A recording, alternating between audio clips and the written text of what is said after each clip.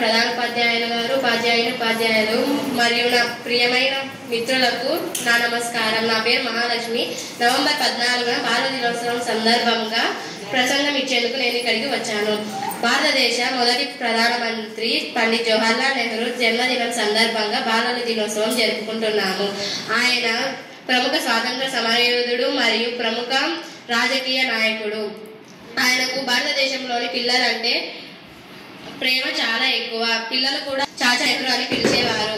జవహర్లాల్ నెహ్రూ గారు తన కులం, మతం, సంస్కృతి మరియు ఆర్థిక భేదాలు లేకుండా ప్రేమించేవారు మరియు అభిమానించేవారు.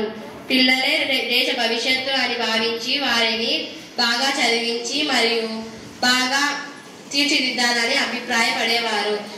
ఈయన 1964 మే 27న మరణించారు. ఈ అవకాశం ఇచ్చిన మీ అందరికీ ధన్యవాదాలు. Good evening everyone, my name is Rohit Kumar. I am studying 9th class.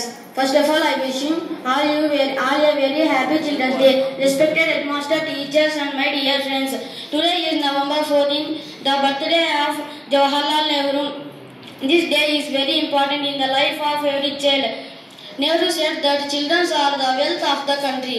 He was born in Allahabad, India in 1889. His parents are Motilal Nehru and Swarup Rani Nehru.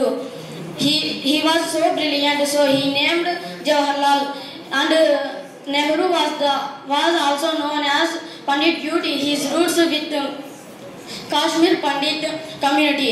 The Indian children are remember Jawaharlal Nehru as Chacha Nehru because of he was loving to involved with children. His birthday anniversary is celebrated as Children's Day because of his love and affection for children. Indira Gandhi was the daughter of Jawaharlal Nehru. Thank you for giving me this opportunity to all. Jai Hind. నా పేరు అశ్విని. ఈరోజు భారతదేశంలో ప్రతి సంవత్సరం November 14న భారత దినోత్సవం జరుపుకుంటాము.